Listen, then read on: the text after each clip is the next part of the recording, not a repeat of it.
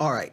So we do the UN speech, and you watch the news all day, and then at the end of the day, you want to relax with a little comedy. Forget about it, okay? Now, the Republicans are now pushing forward. They're pushing forward on this new attempt to improve Obamacare. And the idea is mostly that they are going to push some of the funding to this for the states. And I think it is an excellent first step. It's not what we want. We want this thing gone, but it is an excellent first step to push it to the states and let the states work it out, because then you have the state laboratory, and ultimately states can start to get out of Obamacare if they want to. This is Lindsey Graham. He was on Fox pushing the program, and he says he thinks he can get the 50 votes.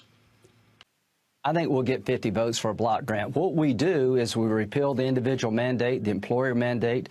We take all the money we would have spent on Obamacare and block grant it back to the states by 2026. Here's the question for the Republican Party. Do we have the same determination to repeal Obamacare as Democrats had to pass it? I'll say this to the Republican Party. If you walk away and you give up, we'll never get over this.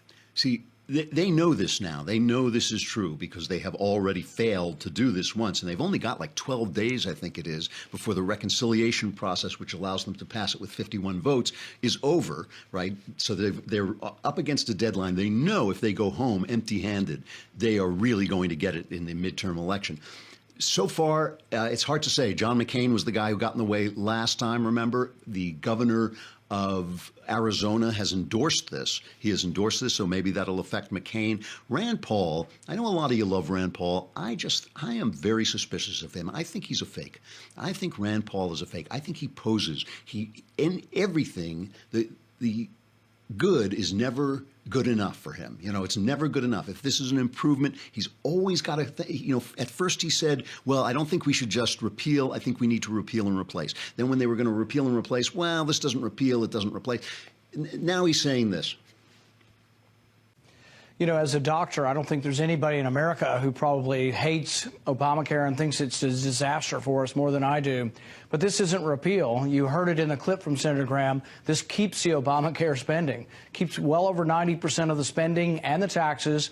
And then what it does is it reshuffles the money, and it takes it from Democrat states and gives it to Republican states. I think it's going to end up looking, once people look at this bill, like a petty partisan bill that doesn't really fix the problem, because really what we're doing is, or what they want to do, is reshuffle the money, redistribute it from Republican to Democrat states, but basically keep all of the Obamacare money and taxes in place. That's not repeal in my book. You know, I seriously do not think I think Rand Paul is posing. I think this purism plays to his audience. It plays to his voters, and I just don't think it's real. I think, this is a win that the Republicans need. It's a win that Trump wants, and we would prefer if Trump wasn't dancing with Chuck and Nancy all the time and was sometimes doing things with Republicans. And it is a step. It is a step toward getting rid of Obamacare, maybe. All right, a step toward maybe getting rid of Obamacare. But doing nothing just puts this thing, it immortalizes the thing. To use Rand Paul's own word, it immortalizes Obamacare if you do nothing, because they'll never get rid of it. They won't let it die. They won't let it collapse. They will fund it ultimately.